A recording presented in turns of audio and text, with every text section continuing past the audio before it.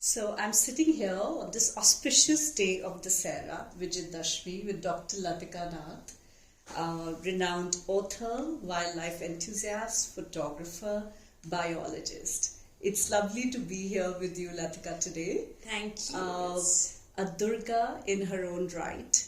You have conquered and you have achieved many accolades.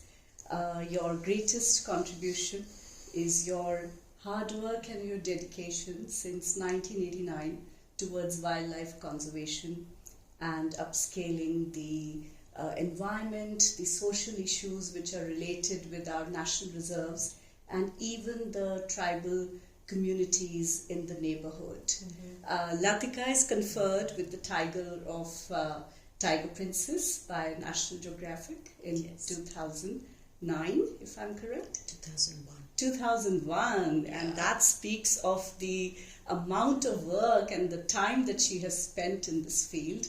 I wanted to ask you the first question, Latika. You've done your doctorate studies in tigers. Why the tiger? So, it's a combination of passion and circumstance.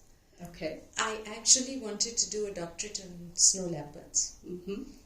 But the year that I wanted to start my PhD research, terrorism broke out in Kashmir. And it became impossible for me to live there. My grandparents lost their house, and the terrorists came and killed 8 people who worked for us. Right. And so we had to abruptly change plans. And I came to Delhi and I met Dr. H.S. Pawar, who was the director of the Wildlife Institute of India. And he threw this challenge at me and said, nobody has ever done a full-fledged scientific project focused solely on the tiger for their doctorate. Right. Would you be willing to take this on? And of course I said yes, because I had been sort of obsessed and madly in love with tigers all my life. So it was a big change. I mean, to move from the Himalayas, which are my home, to central India. Right. Yeah. So Latika has worked on great films, documented a lot of record of all the national reserves and the beautiful heritage that we enjoy, the biodiversity we enjoy in central India, and has got our rich heritage on the global map. I am kind of wondering that wildlife is predominantly perceived as a male territory. Did you feel any challenges balancing the fragile ecosystem between men and women at the time when you started, apart from just animal-human conflicts? It was very tough, and I was the only girl doing a doctorate on tigers in India. And the tiger walas are more territorial than the tigers themselves. So it was difficult terrain to navigate, and I had a lot of people looking down their noses at me and being very condescending about how this little girl from the cities, and I was very small, very petite, and very young at that time when I started off. And there was a skepticism of, how would I even be able to cope with being in harsh conditions in Madhya Pradesh, and Bandhavgarh was very remote at that time. So yes, it's been quite an uphill task. So would you say you were born to be wild in the wild? Oh, totally. My father took me on a fishing trip. Right. When I was 3 weeks old. Oh, wow. So I really was a child of the wild. We do see the connect with nature. Yes, absolutely. Lovely. So, adding to that, Latika, you don't come across as a stereotype conservationist. The little that I've learned about you and we've met, I see you very aristocratic, glamorous, and a fashion icon. How do you see the connect between tigers of Bandhavgarh Chakradhara that you're wearing, a whole concept of marrying the Indian heritage of a rich biodiversity with Banarasi weaves, literally marrying the Royal Bengal tiger with the Royal Banaras weave. Right. I'm glad you asked me. You know, my grandmother, this is my mother's mother, Right. was one of the people who, with people like her friend Kamla Devi Chattopadhyay, was very involved with the textile and handicraft industry in Kashmir. And she was actually instrumental in reviving crewel work in Kashmir. And I've grown up with being around her and seeing the work that she was doing. And, you know, she was very good friends with our late Prime Minister Indira Gandhi. And Mrs. Gandhi would always wear clothes stitched by my grandmother. And, you know, in her center, this Women's Handicraft Center. So the love for Indian textile came from her. It was inherited from her. And then, of course, as I spent more time, you know, on my own researching, and I spent time in intact with people like Martan Singh ji, and Mabu was doing his book on the saris of India. Of course. And I was fortunate that I was there at that time with him, with Amita Beg, with Harshad ji, lots of people like that. You know, that it just further enhanced my passion for Indian handicraft. And I've just, you know, almost all the time I wear saris, I wear Indian outfits, and I've always maintained that for an Indian woman, there's nothing more beautiful than our traditional fabrics and our traditional clothes. So that's really where I stand out from other conservationists who are normally only in khakis and browns and trousers and field clothes. So I do dress like that, but for the most part, when I'm not in the field, I enjoy exploring our beautiful textiles. And we can see that you all the time. So when I, you know, came across this incredible piece of work, and coming from Bandhavgarh, which is so special to me, it was just a match that was just so perfect. And absolutely, you know, it was. So do you kind of see the tiger eyes in this piece of work speak to you? It's not just the eyes, it's almost like a deep soul connect. It's the whole face, it sort of captures the soul of the tigers in Bandhavgarh. So it's really, really special. And absolutely. So we've spoken about it before, that this was a picture which was taken in the grasslands of Chakradhara in Bandhavgarh. And you have spent such a long time in Bandhavgarh alone, and of course for months and years together. Do you feel that you would wear this tiger, the Chakradhara tiger, more often to spread the awareness of Chakradhara? I would wear it because I want people to keep remembering that the tiger is our national animal, that it's an umbrella species, that the very survival of India as a space on planet Earth is sort of dependent on the survival of this species and the survival of our water security and our ecosystems under the umbrella of the existence of the tiger. So I think there's a very big message there. And I think over the years, and it's been a little over 3 decades now, people have really begun to associate me with tiger conservation in India.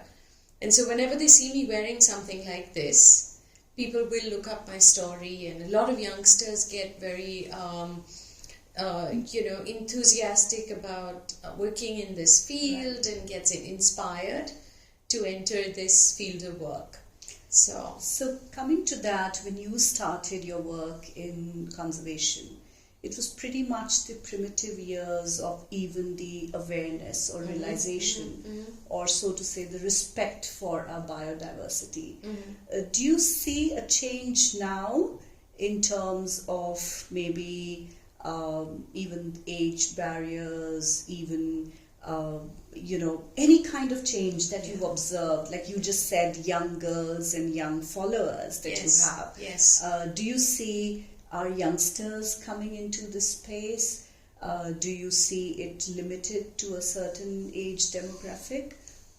Not really. I think it's now something that spreads beyond ages. People of all age groups are interested in conservation, especially during the COVID years. Right. There was a lot of awareness because people had time to sit and watch TV and look at all the different documentaries that are available online, and all of this talk about animals becoming more visible because they felt safer coming out. Right. So there was a lot of discussion. But I think there's still a lot of distance and a ground that we have to cover. It's become all too common for everybody to turn around and say they're conservationists. And I think people need to realize that there are conservation biologists and there are conservationists. Right. And somebody with 10 or 12 years of professional training in the field is a very different person to somebody who's self-taught and has woken up one morning and said, I will do conservation. Right. And the government too needs to realize this. I was extremely excited and grateful to our Prime Minister on the day he released the cheetahs. Right. He gave this extraordinary speech, and I think not enough people have noted what he said. He said India is one of the fastest growing economies of the world, and today as a nation, on the occasion of his birthday and on the occasion of the reintroduction of the cheetah in India, India stands up and tells the world that the environment and economy are not conflicting parts.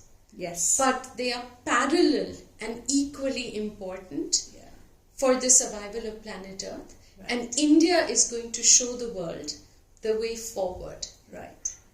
And that was a message that was extraordinary. And very strong. And very strong, and coming from a world leader. Absolutely. On national television. Yeah. So it's remarkable. Indeed. That this is where India is heading. So in your drive to even uplift a lot of local communities, have you taken up any handicrafts or any awareness programs to kind of even resolve human-animal conflicts? So yes, I've been working with the tribal communities of the area, and I've done some very interesting things with them in the past. We have the Gond and Baiga communities in the region, and the Gond, are fantastic painters. Absolutely. So I've been working with about 36 Gond painters, and I have a huge collection of Gond art personally. Right. And I've got things like stalls painted by them and furniture, and my lodge was completely painted by them. Now, I also encourage people to come to me from other fields of art. So I've had, the Gond minstrels who come and do the oral storytelling. And I have the dancers. Lovely. And I've been working with a lot of the tribal weavers. I did this lovely project where I was helping Sally Holker and Women Weaves. Right. And what she was doing, with the tribal weavers. Yeah. Madhya Pradesh is super rich in textiles, as you know. We're very fortunate. I also organized a festival every year called Trees in Their Lives, where the last time I did the festival, I had over 350 tribal Wow. performers come in, and we had potters and weavers and tattoo artists and painters, Interesting. and they would all come together and just celebrate each other. And I'm hoping now post-COVID that I will revive that. Sure. It was a very low-key festival in the sense that it was a festival of the people for themselves.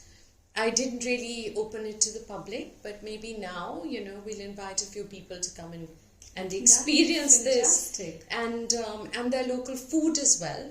You know Right. what, the tribal recipes are very different to our normal food. We also had a wonderful artist camp where I had people from 16 countries come in, Wow. and all of these Gond artists. So the interactions were fantastic, and the exchanges were incredible. So I keep working Right. on different things with them, and Right. it's very exciting and something that I really enjoy doing. And I think I will continue to do a lot of this sort of I'm work. sure, and I think it'll be a great taste of art, artistry, culture Yes. for even outsiders to attend Yes. and be part of it. I think Yes. that would be a wonderful Yes. idea. Yes. Now that Warp and Weft has got Chakradhara Tiger to you, do you see yourself indulging a little bit more with our Chakradhara? So Chakradhara for me is a very special place. For my doctoral work, I spent 5 years in Bandhavgarh. And I was there 10 months of the year, every year, 24 hours a day. I had permission to work night and day in the park. And I was very closely involved with this tigress called Sita. Okay. And Chakradhara was her territory. Right. So Chakradhara itself has deep connects, for me emotionally. And yes, absolutely, I'm really looking forward to perhaps doing a new collection Right. with you. Right. I so look forward to it. Yeah. And in fact, just to let our patrons of our art know that through this Chakradhara is actually that I've met you. Yes. And I'm not surprised that how soon you were responsive, and your spontaneity with which you wrote back to me.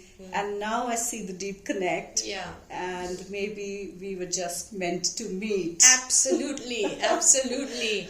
And, it's so important that here we're, taking two passions, and your passion for the Banarasi Right. loom fabric Right. and the weaving and the master craftsmen Right. that are there, and my passion with the animal world and Indian textiles. And I think the best part is that both of us have come up from that age, from that era, where there was nothing done digitally, Nothing. No mobile phones, No. things were very limited. There Yeah. were very limited means to expand or even do further research or go into depths of your Yes. own field. Yes. So I see a great synergy Yes, here. yes. And I think it's going to be really incredible. I think I'm we're going to looking have, forward to it. have some great times Yes. in the future Right. where we come up with this new collection. Absolutely. And we have to find a new name for it. Yeah, why not? Yeah, Why not? yeah, Why yeah. not? So- You did mention to me that you're coming up with this gorgeous haven called Mahavan Yes. amidst the Kanha Reserve. Yes. Would you like to tell us a little about it? Okay, so this is really a little hideaway that I made. Yes. At the moment, it's spectacular because it's 22 acres with only 2 tents on it. And the tigers come and go. There was a tiger Wow. on the land 4 days ago. Right. So it's a very, very special place. It's degraded land that I've restored back to forest. I've guarded and nurtured it for 17 years. The trees are now over 40 feet high. We're on the river, and it's a refuge for the tigers and the wildlife, Interesting. just on the periphery of Kanha. So it's a very special place, and I made this place because my dad, who's done a lot for wildlife conservation in India, said he had been stuck in cities during COVID and he wanted now to live on the land. And so this was the quickest way that I could do it. Right. And it's going to be one of the most green, sustainable hotels in India. And from the pictures that I have previewed, I think it just looks beautiful. Thank you. And we share the same sentiment. We all need a hideaway and our own space on our own land. Yes. And I think that gives us a feeling of great pride. Yes. And I do wish you that you're able to unveil it to your people like us, animal lovers, enthusiasts. Thank you. Of all ages, which Absolutely. is very important. Yes. And you bring it to us very soon for Thank us you. to visit and see more of it Thank and you. experience Thank you. the land and experience the birds and the... And my home. Absolutely. See Kanha through my eyes. Totally. Yes. So Thank this was lovely. Thank you. Latika, and like we said, the synergy is very strong Yes. with Chakradhara. Yes. And of course, we have much more to experiment and unfold. Thank you, and I really look forward to working with you. Lovely, lovely. Thank you.